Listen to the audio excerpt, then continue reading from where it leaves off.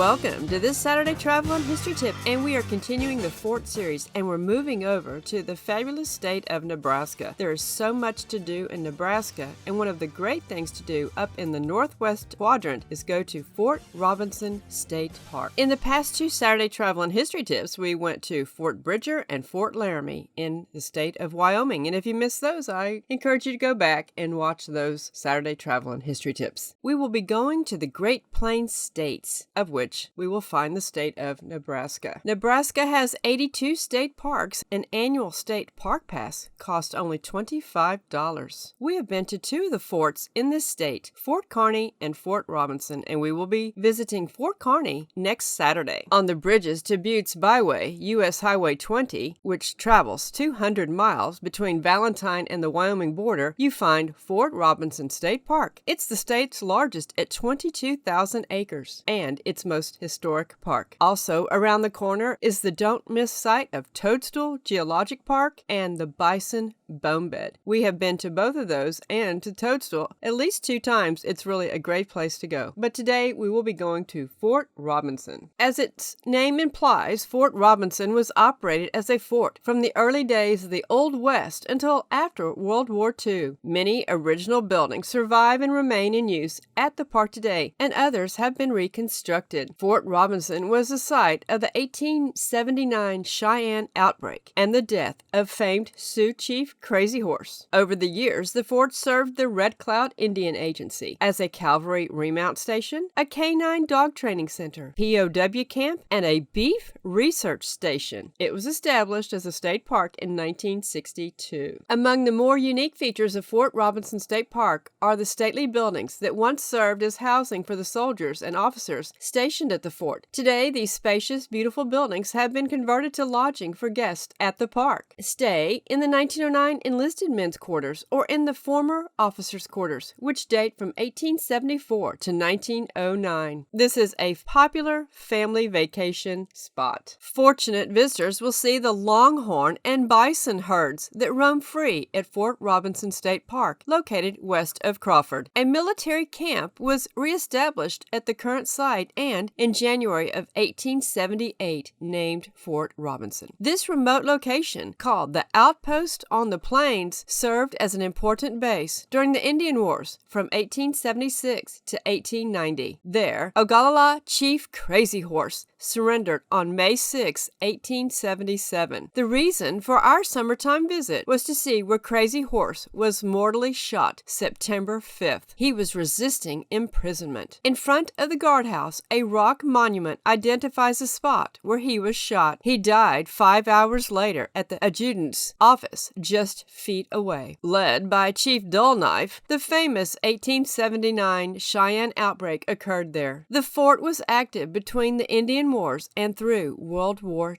II. The dirt road to Red Cloud Buttes and McKenzie Pass is one of the park's highlights. Informative signage lies throughout the park, which is designed as a Western-style resort, complete with wagon rides and camp-style dinners. Bison meals are featured at the park's popular restaurant. There is a charge to visit the park, and there are charges for the Jeep and horse-drawn trail rides, and for both museums. In March 1874, the U.S. government authorized the establishment of a military camp at the Red Cloud Indian Agency on the White River, home of some 13,000 Indians, many of whom were hostile. The agency was one of the most troublesome spots on the plains. The camp was named Camp Robinson in honor of Lieutenant Levi H. Robinson, who had been killed by Indians the previous month. In May, the camp was relocated on this site, and in January 1878 was officially designated Fort Robinson. Fort Robinson played an important role in the Indian Wars from 1876 to 1890. Crazy Horse surrendered here on May 6, 1877, and was mortally wounded that September while resisting imprisonment. In January 1879, the fort was the scene of a major battle as a result of the Cheyenne outbreak led by Chief Dullknife. That's just a funny name, isn't it? I guess he could put a world of hurt on you with a dull knife. In the 20th century, Fort Robinson became the world's largest military remount depot, and during the Second World War was the site of a canine corps training center and German prisoner of war camp. The fort's deactivation following the war marked the end of more than 70 years of service as Nebraska's outpost on the plains. What a historical site. After standing in the spot spot where Crazy Horse was shot, we went into the adjutant's office. The adjutant's office served as the first headquarters structure at Fort Robinson. It was always a center of post activity. The adjutant had a number of important duties, among them writing and filing post orders and records, making sure the orders were received by the proper soldier or officer, and meeting visiting dignitaries. This position was usually held by a junior officer who was somewhat favored by the commanding officer. After Crazy Horse was wounded in front of the guardhouse, he was brought into the adjutant's office, where he died 5 hours later. Here is the dormitory. The barracks was the enlisted men's home, where they ate, slept, and relaxed during off-duty hours. The furnished portion of the dormitory room appears as it did in the fall of 1880, when 46 men of Company G, 9th Infantry, were quartered here. Dormitory rooms were heated by 2 cast-iron No. 2 wood heaters. To furnish the barracks, post quartermasters were allowed to build tables and other fixtures for company use. Fire was a real threat in a building heated and lit with open fires. The soldiers slept on sneed iron bunks. A locker box at the foot of each bunk held the soldier's dress uniform. Company and post orders were posted on the barracks bulletin board near the first sergeant's room. The door in the back corner led to the barracks washroom. On September 9th, 1878, after a year of suffering on an Oklahoma reservation, some 300 Northern Cheyenne Indians began a trek back to their homeland. Dull Knife's band of 149 Indians were captured and taken to Fort Robinson. For months, they refused to return to their hated reservation. Captain Wessels, commanding officer at Fort Robinson, imprisoned the Indians in a long barracks and attempted to starve them into submission. Using the few weapons they had smuggled into the building, the younger warriors began the Cheyenne outbreak about 9 p.m., January 9th, 1879. After a desperate running battle on the snow-covered parade grounds, the Indians managed to follow the banks of the White River, scale the cliffs, and escape. Unable to find horses, the Cheyenne eluded pursuing troops for 12 days by heading northwest through the rough terrain of the Pine Ridge. Soldiers discovered their hiding place on Antelope Creek, January 22, but the Indians refused to surrender. During the outbreak, 64 Cheyenne and 11 soldiers were killed. More than 70 were recaptured and several escaped. The number of casualties made the Cheyenne outbreak one of the major conflicts of the Indian Wars. And one of the last things that we saw there was this fenced-in area and this plaque, which reads, Conservation Service, 350,000 trees planted between 1990 and 2009 by the Long Peak Council of the Boy Scouts of America. Thank you, Boy Scouts. It's all a part